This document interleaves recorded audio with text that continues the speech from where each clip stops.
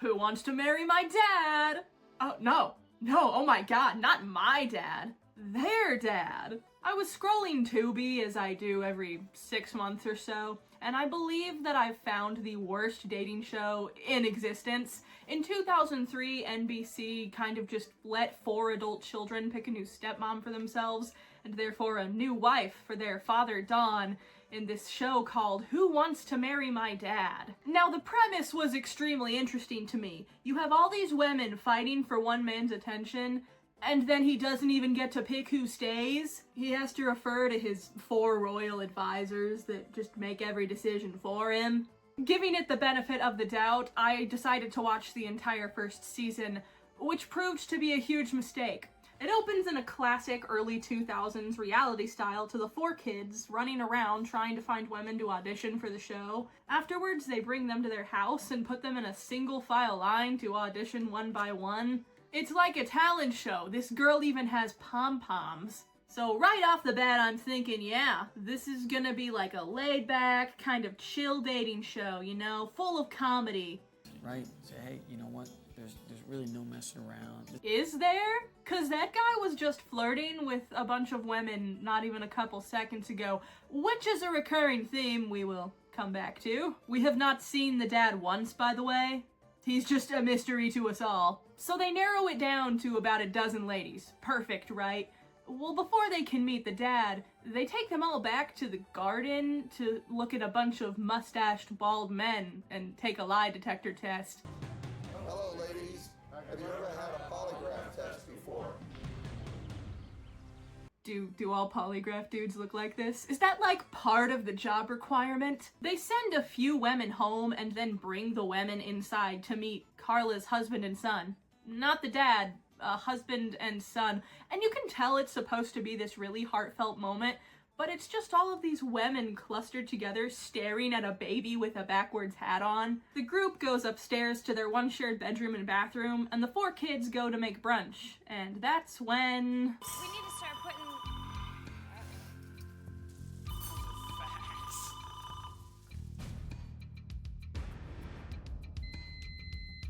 Okay, so the fax machine acts as this conduit for the kids to get instructions. It's mainly used for notices to send a woman home, and every single time the fax machine is played as this evil, dramatic entity here to stop the show. The kids have to send someone home at the end of brunch, and the ladies have no idea what's about to happen. So the kids frantically try to get to know them before deciding which gets the boot, and then it's elimination time. But if you thought they'd simply tell the women who was getting sent home, you are sorely mistaken. Okay, so they just brought out chocolate-covered strawberries for dessert, but put one in a doggy bag that just says doggy bag on it. Doggy bag? Unfortunate. Keep in mind, they don't explain to the women that one of them is going home before they meet the dad. So they don't find out until the moment they're handed the doggy bag. So of course the woman is shocked, and then this really somber music plays as she leaves and gathers her stuff. I'd like to stay, but I've been called away. She didn't even get to meet the dad. It's not that tragic. I could not help but laugh at how unserious this was. The ladies then have to go upstairs to change for when they meet the dad. Let's go. I'm assuming it's because they were all wearing the same exact jean jacket. Very Y2K of them. But okay, this is the big moment. Don arrives in a Ferrari Spider, and they all go up to him one by one and just shake his hand and tell them a fact about themselves. Okay, so I'm halfway through episode 1, and I have no real idea how the show actually works. Because between the bizarre audition opening and the sheer amount of eliminations that we've seen before they even meet the dad, it just is not giving me a structure or formula that I can really understand. So let's recap. In about 20 minutes of runtime, I've already seen the audition process, multiple women go home, lie detector tests, them meeting unrelated family members who we don't see for the rest of the series, a fax machine that acts like a villain, and an elimination via a bag of strawberries. It feels like they're throwing every early 2000s reality TV show gimmick at the wall before I can even settle in. So they all go inside and have a mixer, and Dawn brings each of the women out to just have a small dance with them and chat with them. And I'm thinking to myself, okay, this is what I want to see. I want to see him, interacting with the women so we can see who he's compatible with. But it's so awkward the entire time. It was very uninteresting. I'm just watching them dance the entire time and not really talk. And I'm not saying they have to have a serious conversation right out of the gate, but give me a little something to work with other than them just looking at each other. Okay, I know it's the first episode, but maybe some typecasting would have helped. Like, who is the model? Who's the mom, the spiritual one? 'Cause this seems almost too down to earth while still being superficial. Now, just as they're dancing and having a ball... The kids have to pick the two women that are least compatible with their dad, but they can't really decide, so they bring in Dawn to help. When it comes down to it, you couldn't be married to her. so fine and so Right. Right. We might have different opinions. So you brought your dad in to give his opinion, and then you actively want to go against what he suggested? What was even the point of asking him? The group gathers in the foyer and the names are called, and then the women leave. Look at that booty, show me the booty, give me the booty, I want the booty. So the women are taken outside. I'm thinking, okay, the kids are just gonna eliminate one of them. No, the lie detector guy comes back and they're sat in this interrogation about their intentions with the dad. They're asking just random questions like, would you take out a car loan? Would you let the daughters pick out your bridesmaids' dresses? It's all very superficial stuff for the most part. Finally, one is sent home. That was only episode 1. The weirdest part is that after everything they just threw at me, I still don't feel like I watched a complete episode of a dating show. Like, by the time this ends, the only thing that's clear is that the kids are running this entire operation and the dad is mostly just there, which is weird since he's the one marrying the woman, right? And I get that's the entire point, but it almost feels mean-spirited when they're asking him for his input and then immediately telling him that they don't agree with his point. The next episode starts with a recap that literally took 10 minutes of the 40-minute runtime. What was the point of that? A strange man then shows up at the door with a package for the kids. Inside are dirty little secrets about the women. Now this is the moment that the show locks in the gimmick that they're gonna use for the rest of the series. And you can feel it happen in real time, because up until now, it was mostly just the fax machine. It was the main, system of delivery for all the chaos, but now they've introduced a second one. So, instead of deepening anything about the women, they just kind of add another layer of comedy while also trying to keep it serious. The first challenge is that the women have to say the word bald as many times as they can during brunch. Not really sure how that helps determine compatibility. The dad gets genuinely annoyed at this. He tries telling them to stop and they just don't. Yeah, let's talk about something else. Huh? Bald eagle. Even when I asked them to stop, they wouldn't. And they treat this like a legitimate test of compatibility. It's not, do you like the qualities this guy possesses? It's, how many times can you say the word bald and have him not be annoyed at you? It's the kind of challenge that only makes sense if you're, farming content and not actually trying to help this guy find a wife.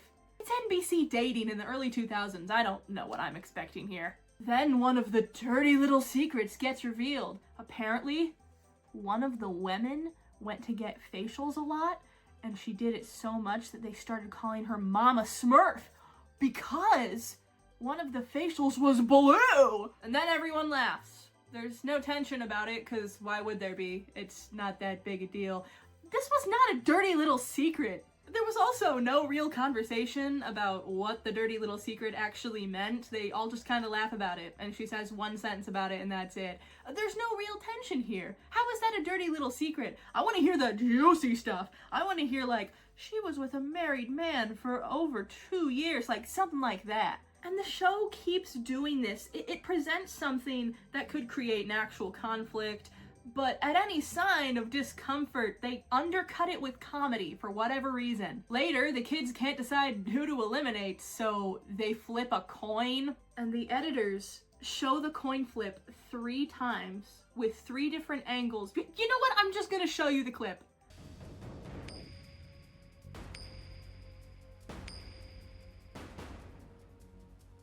They also spy on their dad during one-on-one time with the women, and then they complain that he's flirting and kissing them. This is going straight to an R-rated movie, dog. And it's just like, you know, you could just, I don't know, turn the TV off, dude. This is like an R-rated movie. I feel weird watching this. Yeah, that's because it is weird. You can look away at any time. I'm not sure why you're complaining.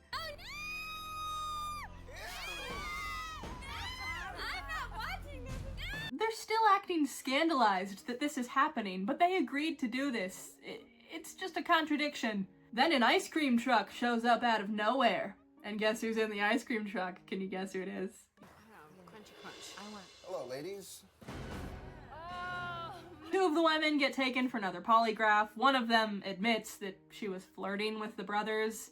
And then one of them gets sent home. So by this point, the pattern's already clear.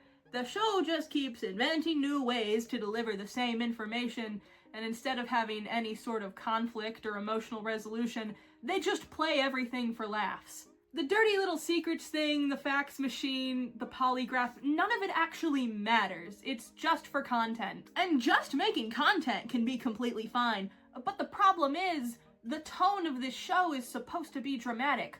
But what is happening dramatically? Literally nothing. I just want to understand the women better so that I can choose my pick for who should marry the dad, but I literally can't. It's really no wonder the kids are having a hard time deciding who to let go, because they know nothing about these girls. This show keeps insisting that what I'm watching is meaningful and that the decisions are carrying weight for the family, but it undercuts the feeling every time it's leaning on another silly gimmick for elimination. This is made worse in the next episode, because Dawn decides to bring aside Christy, who is a former Miss USA, just for some one-on-one time. He didn't have to do this, he just chose to do it.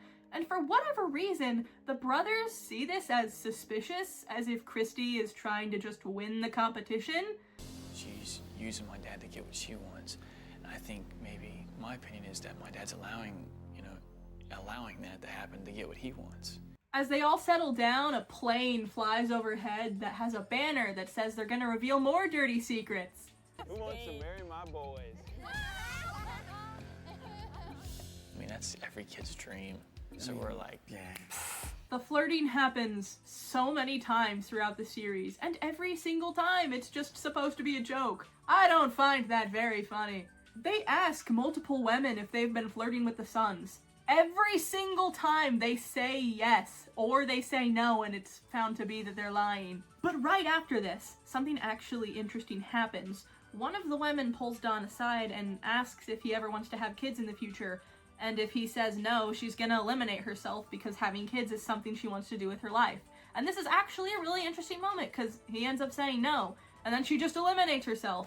This is one of the only moments in the entire season where I see actual evidence of incompatibility between him and one of the women. There's no dirty little secrets, no fax machine. It's literally just the 2 of them talking, and I found this more interesting than the finale. And it's one conversation that just stands out so much because the rest of the series doesn't do that. The rest of the episode goes back to business as usual.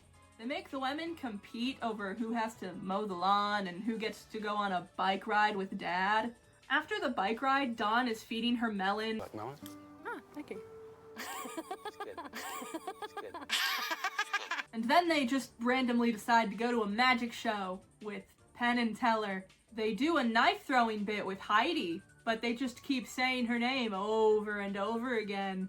Heidi, we have Heidi, Heidi, go Heidi, Heidi, Heidi, Heidi, Heidi. He just keeps saying Heidi, Heidi, Heidi. The amount of times he has said Heidi in the past 2 minutes is unbelievable. Then Penn and Teller decide the kids that they need to choose the 2 women to be in the next act. So the next elimination. Elimination itself is a disappearing act. One woman vanishes and the one left standing gets to stay. At this point, the show has fully committed to the idea that the method of the gimmick matters more than the actual information or the decision itself. Episode 4 goes just completely off the rails with the gimmicks. First, they take the ladies to a wax museum, which is already inherently strange. But then it's revealed that 3 of the wax figures are actually their ex-boyfriends, and they kind of pop out at them. After this, we finally get to see true solo dates with the remaining women. Cynthia, Christina, and Christy, who I mentioned earlier. So the show is finally slowing down to give them some individual time, and in theory this would mean that we get to learn more about them, right? In practice, the show just cannot resist turning everything into a high-stakes challenge. So day 1, Cynthia goes on a gondola ride with Dawn. For some reason, I found this extremely funny. There's just something about the image of a grown man and a woman in a reality show floating around on a gondola. It feels unintentionally ridiculous. I think the reason I found this so funny was because Don had stated multiple times that he was not interested in Cynthia whatsoever. A gondola ride does not seem like the kind of activity you want to be doing with someone like that. On the same day, Christina hangs out with the kids and gets forced into a paintball match. If she doesn't capture the flag for her team, she gets a dirty little secret revealed about her. Okay, so at this point, the dirty little secret mechanic has basically taken over. It's not really about the challenge, it's just about the threat of a secret being revealed. But the secrets aren't even that bad, so I don't see what the point is. At the end of the paintball scene, they play this audio that is very clearly supposed to be the Rocky theme.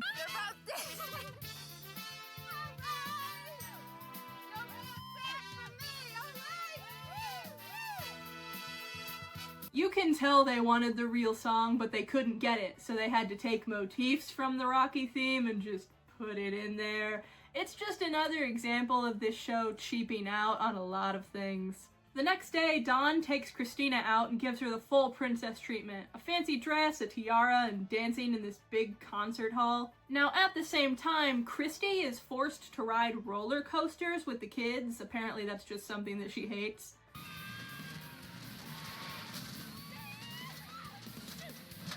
She ends up passing the challenge, though. The very next day, Christy gets to go on a date, and her date is sailing.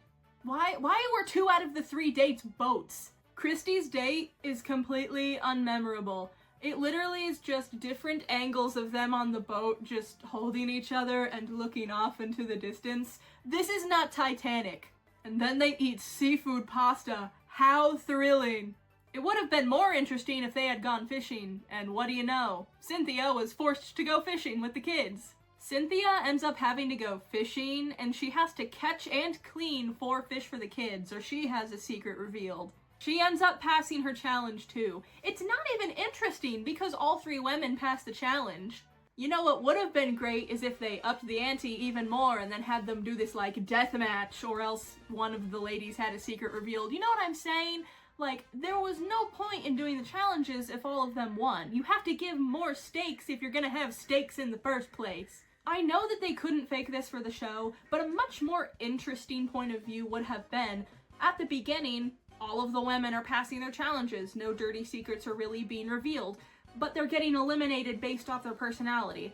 And then later, when you're down to what, the final 5 or 4, then have the dirty secrets be revealed, and you can pick based off of that. At least then it would be an interesting point of television. It would almost feel like this scandal, like this is not the woman that they thought they had picked. You know what I'm saying? If only I'd been on set. God, I would have saved the day. That night they have Chinese takeout, and what do you know, the kids get another fax. The elimination method this time is fortune cookies. They bring out a bowl of fortunes to each of the women and they have to read them off. The twist is, it's not all dirty secrets. Some of them say good things, but they obviously can't determine which is which. This is the saddest point in the show. I know I've not said anything about Christina up until this point, but she was actually one of the better contestants.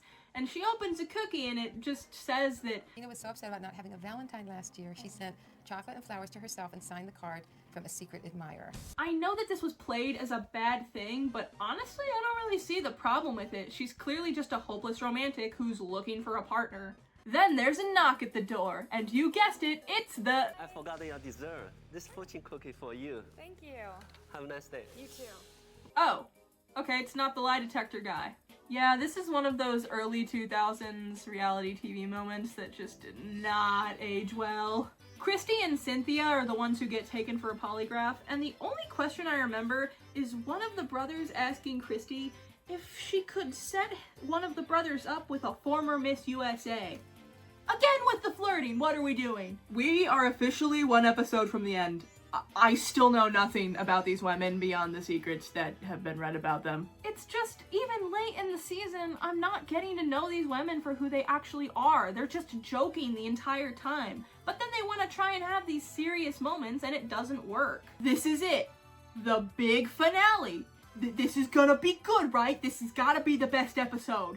Okay, I just watched all of the finale, and I'm immediately struggling to remember what happened. I remember nothing about the last episode of this show. The final two are Christy and Christina, which I just find kind of funny since their names are basically the same. The kids aren't sure who they're gonna pick because they like both contestants, so they ask Don for help, and he says that he's more physically attracted to Christy, but he feels more of a spiritual and emotional connection to Christina. He basically killed any remaining tension. It's obvious who they're gonna choose. The show still has to go through the motions, but like, the outcome is no longer in question. It's gonna be Christina. Then Don hits him with this line. Right now, I can't see the forest for the trees. All I see is two beautiful trees with beautiful branches. This is the kind of sentence that sounds deep to a 14-year-old, and then you sit with it for 2 seconds and you're like, this doesn't even make any sense. What does that mean? Then the women are made to give these speeches about why they should be chosen to be with the dad.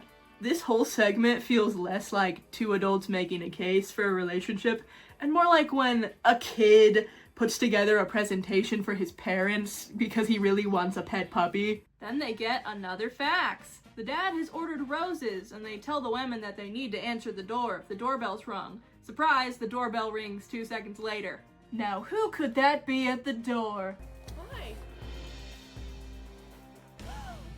Hello, ladies. Yeah, it's the lie detector guy. Again. The only memorable thing that comes out of this is that Christy says that she would not sign a prenup, which basically guarantees who's gonna be our winner, right?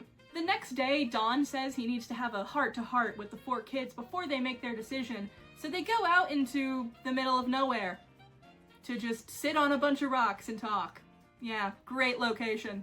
I'm pretty sure they just ran out of money at this point, so they couldn't go somewhere nicer. You know, maybe if they hadn't spent all that money on the fortune cookie, they would have been smooth sailing. Unlike that date with Christy.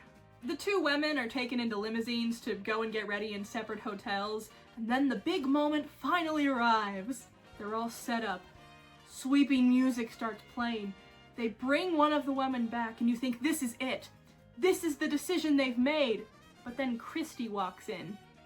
The music is big and romantic. For a second, I feel as if my expectations have been subverted. They chose Christy? I simply can't believe this! Then they tell her she needs to leave, after saying that only one of the women would come back to the house. Don looks disgusted when they say this, and then Christy leaves.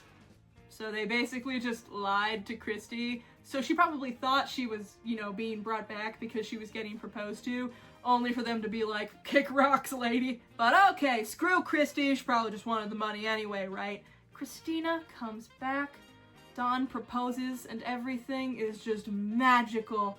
And then we get to see the kids stare at them awkwardly as they make out, and it just keeps cutting back to their faces that are supposed to be happy, but they're just like, yay!